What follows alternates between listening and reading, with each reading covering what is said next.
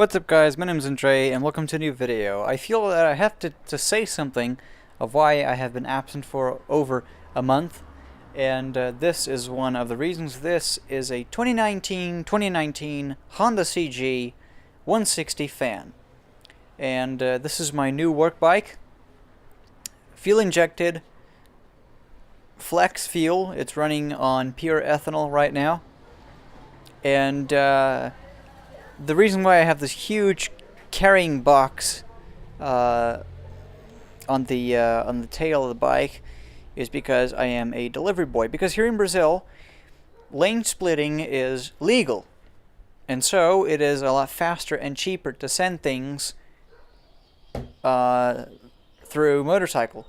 And so I am working on pizzerias, restaurants. I have a few clients that have other other kinds of domestic shops and whatever, and so I am right now a delivery boy. I will be spending the next 2 years of my life paying for this motorcycle. I still have to get some money this month to pay the license plate and the whole licensing process of this motorcycle, and that will be about it.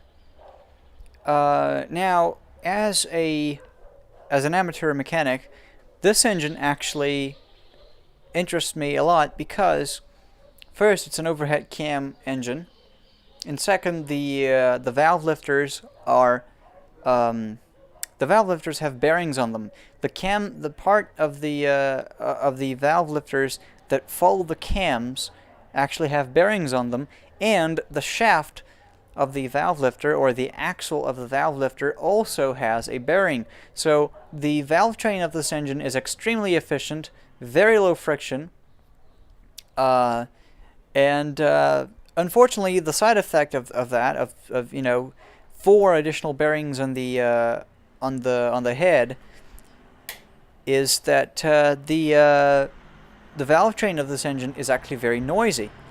I'll just let the truck go.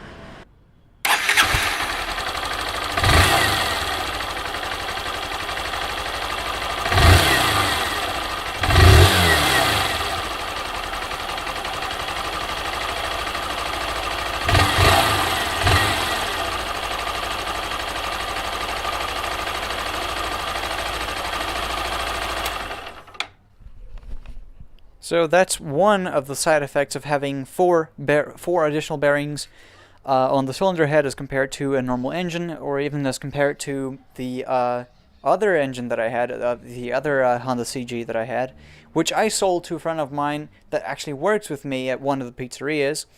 So I'll be seeing the bike pretty much every day I work there.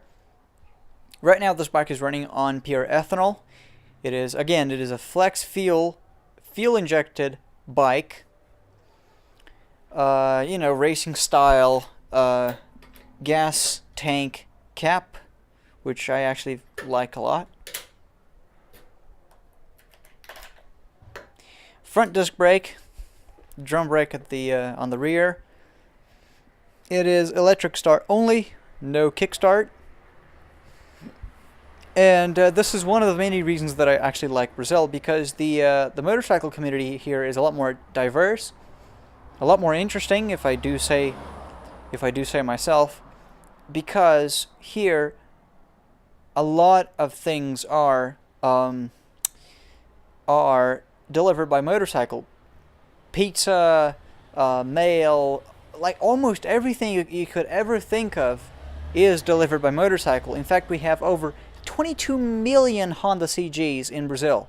It is the most sold vehicle in the country, beating even the VW Beetle in Brazil. It's unbelievable.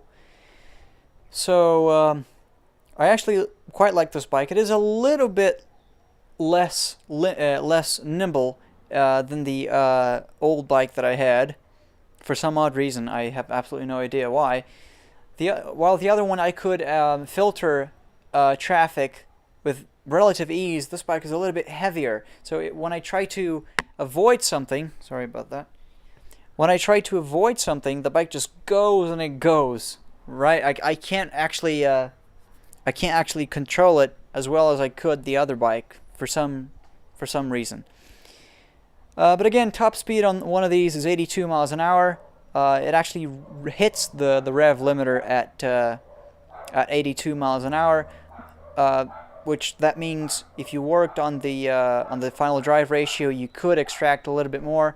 You can soup up the engine because it is fuel injected. You could up the displacement by 30 cubic centimeters. You know, from 160 to 190. The fuel injection wouldn't care about that.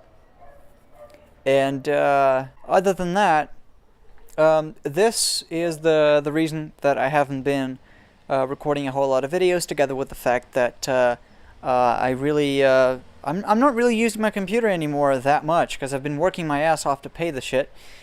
So if anything interesting happens, you know, I will record it. You know, I've been trying to get a GoPro or a similar, you know, cheapo kind of thing, just to stick it into the helmet and do some motovlogs, because we have plenty of Brazilian motovlogs, but we don't have a Brazilian motovlog in English, so that American viewers can actually see and hear in detail and understanding everything how the Brazilian traffic is, and why I love the Brazilian bike market, because we have these. This is a brand new bike. It's got 220 kilometers on the odometer. It's absolutely insane. Sure, I bought this bike for, if I were to convert that, it would be like $2,800. But it's a brand new bike, dude. You simply don't get this in the United States. You get in India because it is, you know, 10 times as large as Brazil in population. And the bike market is a lot more diverse. People are, you know, absent-minded, and they're a lot more than they are in Brazil, because people can't even care to use helmets in India. But Brazil is a very interesting and unusual case study for traffic, for culture. It's very unique, very diverse, kind of in the middle term of being organized and unorganized, with absent-minded people on traffic.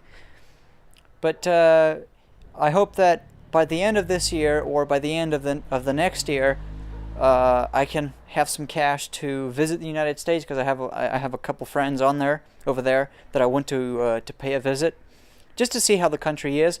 If I was crazy enough, instead of taking a plane, I would just take the Pan American Road and just drive this thing all the way up to the United States. How crazy would that be?